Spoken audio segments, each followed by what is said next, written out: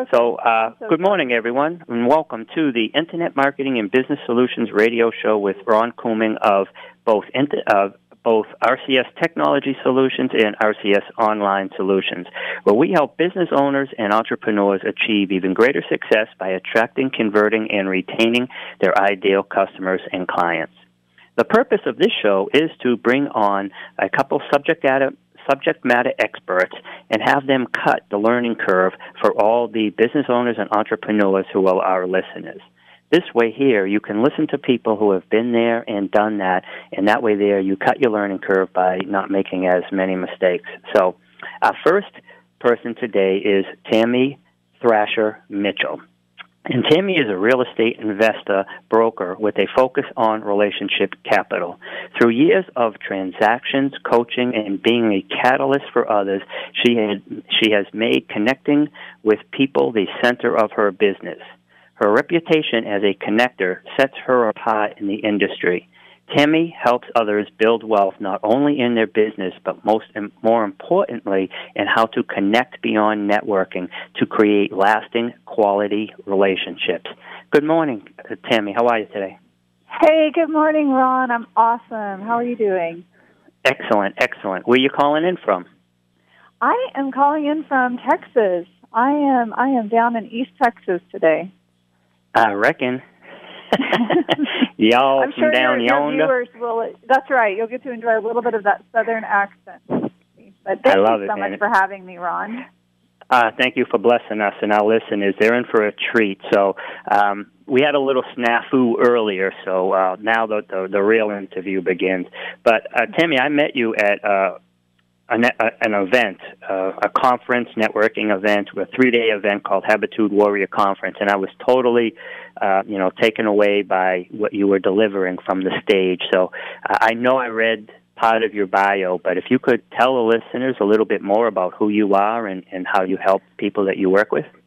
Yeah, absolutely, and thank you so much. It was a pleasure to get to connect with you in person after, I think, a couple of years of social media relationship. And so it's always great when you get that in-person opportunity with people. And for me, myself, I'm a mother of 2 amazing, awesome children. And then I focus on building a business through relationships, absolutely.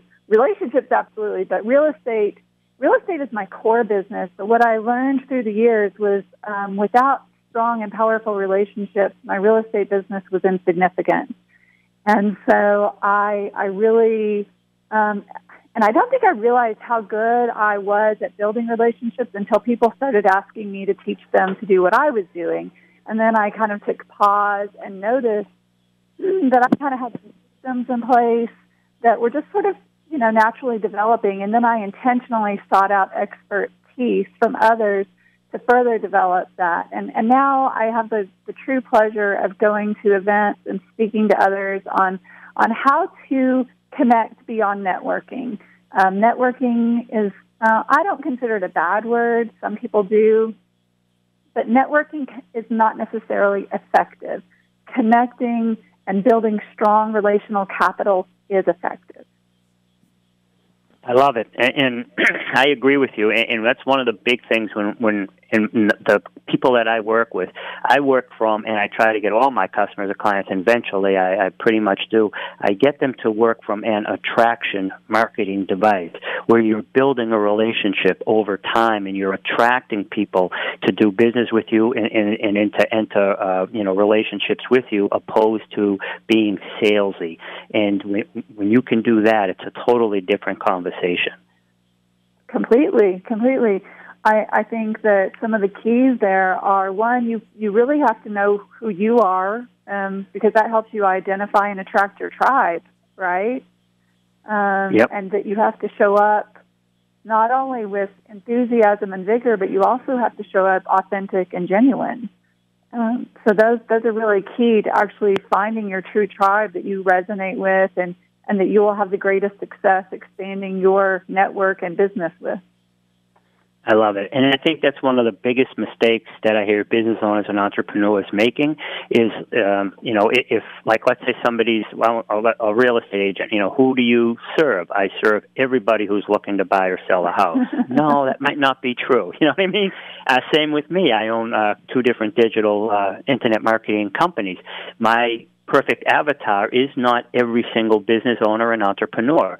But if you had asked me 10 years ago, I would have told you that. And yes, every business owner and entrepreneur can use these services, but not every business owner and entrepreneur is my perfect customer or client. So when you can narrow down who your specific avatar, the person that you serve, and directly speak to them, then you can start to build that tribe. If somebody's looking to maybe fine-tune, let's say, because maybe they're not doing it at all, so if somebody's looking to achieve even greater success in their ability to engage with their tribe or fine-tune their engagement with their tribe, can you give us a couple of tips on that? Yeah, absolutely. It'd be my pleasure. And first and foremost, I want to speak out to all the introverts out there who listen and feel like they can't necessarily apply networking or relationship-building techniques to them, because I myself am a self-proclaimed and lifelong introvert who simply learned how to show up. So I want all the people out there to know that these techniques apply across the board. I think the first technique that I always recommend is one, you really have to identify the value that you add and know what you are worth and know who can pay for your value. So like you said, not everybody is your tribe. Not every business may benefit from what you have to offer, but not every business out there is the right match for you. So sometimes we have to get really specific about, do we target a certain age group, a certain financial demographic, a certain geographical demographic? The more specific you get about who your tribe needs to be to make you a happy business person, the more successful you will be quicker. And then the second thing that I always recommend is start asking smarter questions. The more questions you ask with people that you engage with, the truth is people like to talk. They like to talk about themselves, their business, their family, their dreams, their vacations. So I always implement the Ford philosophy. Ask questions about their family, occupation, recreation, and dreams. Ford, F-O-R-D, family, occupation, recreation, and dreams. And when they are talking, listen to listen. Do not listen to respond. Remember that you were blessed with 2 ears and 1 mouth, and if you do the listening, you will start filtering what people are about. 1, are they in your tribe? And 2, how can you serve them? And maybe those people are not for you. People will tell you things about them, and you will quickly decipher, this is an excellent match for me, and I think I'm an excellent match for them. Or 2, it was a pleasure to meet them, but I don't see a match here. And it doesn't mean you can't be friends or kind or respectful or maybe refer them to somebody who'd be a better fit for them, but it doesn't mean it has to be you. I got to tell you, I love it. And I wish I had, many years ago, when I first started out, it was like I was operating from that mindset that I can help just about anybody and I can work with anybody. And I had some nightmare people. So, but it made me a better business owner and entrepreneur too, because I learned how to navigate with some unique personalities. But it also taught me different ways of, like what you just said, how to fine-tune the process. And part of the reason I love this show is people like you come on and you give people these heads up, and then they hear me reaffirming it, is that because they don't have to make these same mistakes, so they can cut right to the chase if they apply these things. And I like that Ford, the question. So could you tell our listeners again about that, the Ford? Sure. Ford, it stands for family, occupation, recreation, and dreams. And if you remember to ask 1 or 2 or 4 of those questions about people, like I said, people love to share about themselves. If they're not sharing or resonating with you, they probably either are distracted or have other issues going on, and you can quickly move on down the road. But it's easy to ask a few questions about, everybody will say, hey, what do you do for a living, right? But if you ask people questions about, tell me about your family or your kids in your business, or how do you spend your free time? How do you relax and get away and decompress from this go life we live in? The more you learn those things, the more you find what I call common denominators. Common denominators are where we connect. The more common denominators that are authentically within you, let's just say you and I discussed how much we both love Boston. Well, all of a sudden there's something more for us to delve into. Oh, have you eaten at Legal Seafood? Or have you tried the clam chowder at wherever? It's like the more questions that you can dig into, the more you can connect and truly, authentically connect. Not only are you going to remember that person, but they are going to remember you. I love it. Yeah. So there's one thing I was just going to chime in. Oh, go ahead, Ron. Yeah. Oh, I'm sorry. I was just going to chime in there, too, and agree with you that when you do that, a lot of times people will come to you because they don't know about that specific subject. So they're already feeling a little bit insecure and inadequate, or just they're out of their depth, and they're coming to you, and there is somewhat of a level of trust, but also maybe if they don't know you too well, there's a little bit of level of distrust. What are they going to...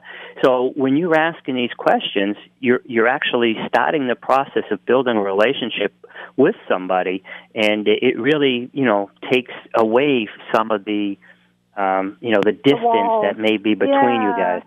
You create a vulnerable space by asking questions that here's the thing. When we go to networking events or we're meeting people, all of us want to make money, right? We all want it to be business-centric. We all want to find that home run that's going to take us to the next level. But the truth is, you get a lot further faster with a lot of singles, okay?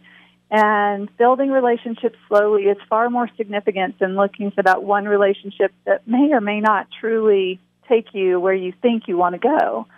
And that's one of the things I really teach people, too, is you need to show up at everything and everything you do with integrity and with the confidence and competence of the value you bring, but also treat every relationship like it's not about the deal.